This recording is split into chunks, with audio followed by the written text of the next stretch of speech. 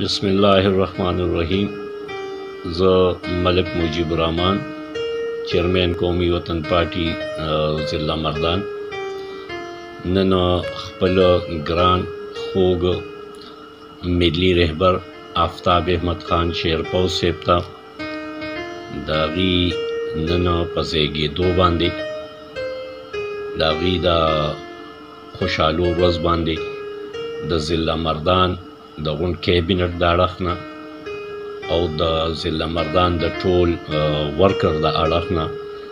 خپل ملي رهبر آفتاب احمد خان شیرپو صاحب ته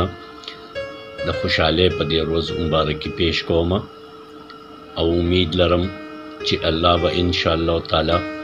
زمونږ ګراقدر مشر ملي رهبر آفتاب احمد خان شیرپو صاحب ته نور هم بلا دا خوشحالۍ ورځې ښایي او د هغې سایه د هغې سورې به د پښتنو په سر باندې وي او انشاءالله تعالی ډېر زر به الله مونږ دعا کوو